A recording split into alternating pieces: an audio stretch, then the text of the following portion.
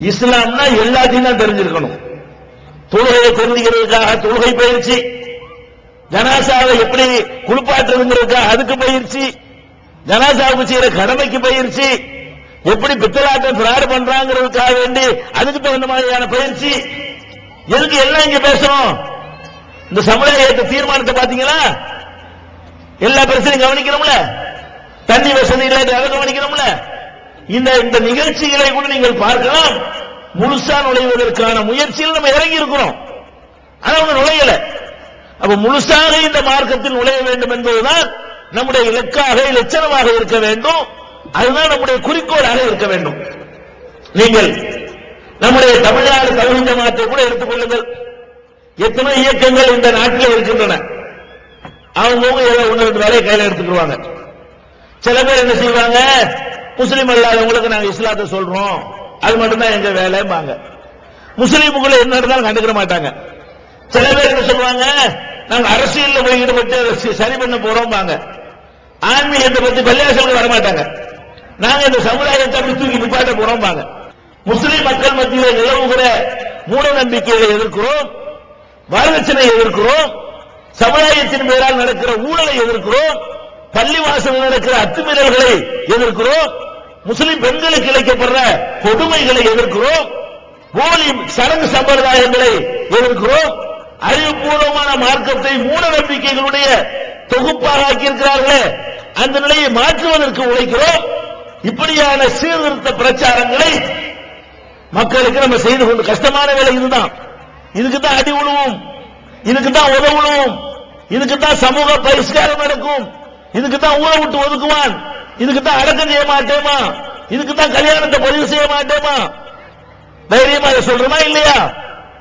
அதே மாதிரி முஸ்லீம் அல்லாத மக்களுக்கு என்ன செய்கிறோம்? அவங்க இஸ்லாத்தை பற்றியும் முஸ்லீம்களை பற்றியும் கொண்டிருக்கிற தவறான எண்ணங்களை நீக்குவதற்காக நாலு காட்டு பிராந்தி செய்வதை இஸ்லாத்தினுடைய கருத்தாக நீங்கள் எடுத்துக் கொள்ளாதீர்கள். இஸ்லாம் வேறு, இந்த காட்டு பிராந்திகள் வேறு, ஒட்டுமொத்த சமுதாயம் வேறு என்று பிரித்து காட்டி அவர்களுக்கு ஏற்பட்டிருக்கிற கசப்புகளை நீக்குவதற்காக இஸ்லாம் இனிய மார்க்கம் என்ற நிகழ்ச்சியை 25 ஆண்டுகளாக தொடர்ச்சியாக நம்ம நடத்தி வருகிறோம். முஸ்லிம் அல்லாதவர்கள் யார் வேண்டுமானாலும் நம்முடைய தலைமைக்கு ஒரு அஞ்சல் அட்டை அனுப்பினால், ஒரு போஸ்ட் கார்டு 50 பைசாவுக்கு அனுப்பினால் அவர்கள் கேட்கின்ற குர்ஆன் தமிழாக்கம், சீடிகள், தேவையான நூல்கள் இலவசமாக நம்ம ஜமாத்தின் மூலமாக இந்த மாதத்துக்கு நூற்றுக்கணக்கான குர்ஆன்கள் போய்கொண்டே இருக்கிறது. முஸ்லிம் அல்லாத சகோதரர்களுக்கு இஸ்லாத்தை தழுவுகிற மக்களுக்காக வேண்டி அவர்களுக்கு சட்டப்படி அவர்களை இஸ்லாமிய பட்டியலில் சேர்ப்பதற்காக அவங்களுக்கு அபிடவிட் போடுதல், அவங்களுடைய பெயரை கெசட்ல மாற்றுதல், ஆண்களாக இருந்தால் அவர்களுக்கு சுன்னத்து செய்தல், அவர்களுக்கு 3 மாத காலம் தங்கி மார்க்கத்தை கற்றுக்கொள்வதற்கு இலவசமாக பயிற்சி அளித்தல். இந்த பயிற்சி அளிப்பது கூட எப்படி? ஆண்களுக்கு 2 சென்டர்கள், பெண்களுக்கு என்று தனியாக ஒரு சென்டர் சென்னையில தலைமையகத்தில். அப்ப இஸ்லாத்தை ஏற்றுக்கொள்ளக்கூடிய மக்களுக்காக 3 மாத காலம் தர்பியா கொடுக்கிறோம், உணவளிக்கிறோம், தேவையான நூல்கள் தருகிறோம். இப்படி இதுலயும் நாங்கள் ஈடுபடுகிறோம். அதே நேரத்தில் சமுதாய என்று எடுத்துக்கொண்டால் சமுதாயத்தை பாதிக்கிற எந்த பிரச்சனை இருந்தாலும் அதில் தலையிடுகிறோம், தட்டி கேட்கிறோம், மருத்துவ முகாம் நடத்துகிறோம், இரத்த தானங்கள் செய்கிறோம், ஃபித்ராக்களை வாங்கி சரியான முறையில் விநியோகிக்கிறோம், குர்பானியை கொடுக்கிறோம், ஜகாத்தை திரட்டி பாதிக்கப்பட்டவர்களுக்கு வழங்குகிறோம். இப்படி நிறைய சுனாமி என்று சொன்னால் அதற்காக மக்களை திரட்டி, புயல் வெள்ளம் என்று சொன்னால் அதற்காக மக்களிடத்தில் நிதியை திரட்டி, இப்படி என்ன ஒரு பிரச்சனை நாட்டில் நடந்தாலும் சாதி மத வேறுபாடுகளை கடந்து நல்லிணக்கத்தோடு அந்த சமுதாய மக்களுக்காக நம்ம பாடுபடுறோம். ஏன் இதெல்லாம் செய்யறோம்? முழுமையா அல்லாஹ் நுழைய சொல்றோம். முதல்ல நம்ம ஜமாத்து அமைப்பு நுழைவோம், அரசியலையும் நுழைகிறோம், தேவையான நேரத்தில் தேவையான முடிவை அறிவிக்கிறோம், முஸ்லிம்களை பாதிக்கிற காரியத்தை யார் செஞ்சாலும் களத்தில் இறங்கி போராடுகிறோம். அது நரேந்திர மோடியாக இருந்தாலும், ஜெயலலிதாவாக இருந்தாலும், கருணாநிதியாக இருந்தாலும், காங்கிரஸாக இருந்தாலும், முஸ்லிம்களை பாதிக்கிற காரியத்தை யார் செய்தாலும் தயவு தாட்சியம் இல்லாமல் அவர்களை எதிர்த்து நம்ம களம் இறங்குகிறோம். உரிமைகளை கேட்பதற்காக போராட்டம் செய்கிறோம். முழுசா எல்லாத்திலையும் கவனம் செலுத்தணும். இப்படி பார்த்துக்கிட்டே இருக்கணும். ரத்த தானமா நாங்க தான் வரணும், பாதிப்பா நாங்க தான் வரணும், எந்த ஒரு பிரச்சனையா நம்ம தான் நிக்கணும், சமுதாயத்தை பாதிக்கிற பிரச்சனைகளா களத்தில் இறங்கி போராட நிக்கணும். இப்படி எல்லா விஷயத்திலையும் இந்த ஜமாஅத்து கவனம் செலுத்துவதற்கு கூட காரணம் என்ன? முழுமையா நுழையுங்கள் அல்லாஹ் சொல்றதுனாலதான். நாங்க அதை செய்ய மாட்டோம், நாங்க தொழுகை இப்படிதான் செய்வோம், நாங்க இதில் மட்டும் ஈடுபடுவோம், நாங்க அதை எடுத்துக்கிறோம், நீங்க எது எடுத்துக்கிறீங்க, எல்லாத்தையும் எடுக்கணும். குர்ஆனிலும் ஹதீஸிலும் உள்ள அனைத்தையும் செயல்படுத்துவதற்கு யார் திட்டமிடுகிறார்களோ அவங்க தான் முழுமையான இஸ்லாத்தில் நுழைவதற்கு முயற்சி செய்கிறார்கள் என்று அர்த்தம். அப்ப அந்த ஜமாஅத்தில் கூட நம்ம அப்படித்தான் நம்ம கவனம் செலுத்துகிறோம்.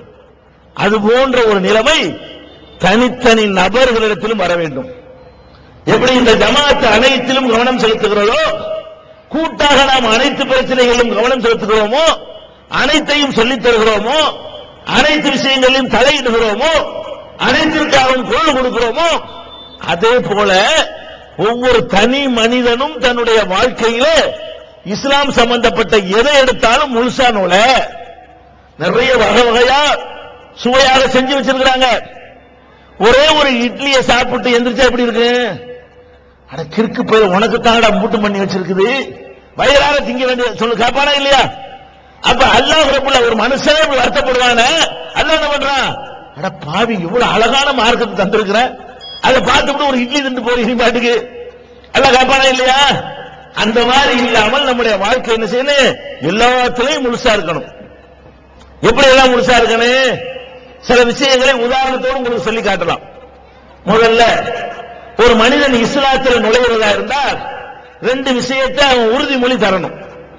என்ன உறுதிமொழி தரணும்? அல்லாஹ்வை தவிர வணக்கத்துக்குரியவன் யாரும் இல்ல, லா இலாஹ இல்லல்லாஹ் என்பதை உறுதிமொழியாக அவன் சொல்ல வேண்டும். இரண்டாவது என்ன உறுதிமொழி தரணும்? முகமது நபி அல்லாஹ்வுடைய தூதர், இந்த உறுதிமொழியை அவன் தரணும். இதை நம்ம எல்லாரும் தந்திருக்கிறோம். நம்ம எல்லாருமே லா இலாஹ இல்லல்லாஹ் என்பதை சொல்லி இருக்கிறோம், முகமது ரசூலுல்லாஹ் என்பதை சொல்லி இருக்கிறோம். முழுசா இருக்கிறோம். அதுல லா இலாஹ இல்லல்லாஹ் அல்லாஹ் தான் வணக்கத்துக்குரியவன் நம்ம நம்புறோம், அல்லாஹ்வை தவிர வணக்கத்துக்குரியவன் யாரும் இல்லை என்று நம்புறோமே, அந்த நம்பிக்கையில் நம்ம முழுசா இருக்கிறோமா? முகமது ரசூலுல்லாஹ் என்ற நம்பிக்கையில் நம்ம முழுசா இருக்கிறோமா? மறுமையை நம்புவதில் முழுசாக இருக்கிறோமா? சொர்க்கத்தை நம்புறதுல முழுசா இருக்கிறோமா? நரகத்தை பற்றி பயப்படுறதுல முழுசா இருக்கிறோமா? எல்லாத்திலையும் அறகுறையா தான் இருக்கிறோம்.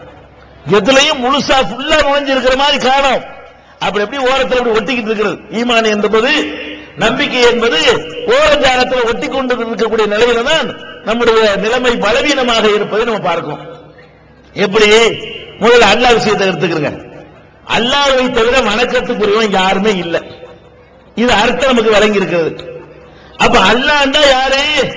அவன் தான் சூப்பர் பவர், அவன் தான் சர்வசக்தன், அவனுக்கு முடியாதது எதுவுமே இல்லை, அவன் எதையுமே முடித்து காட்டுவான் அப்படின்னு நம்ம நம்புறோமா?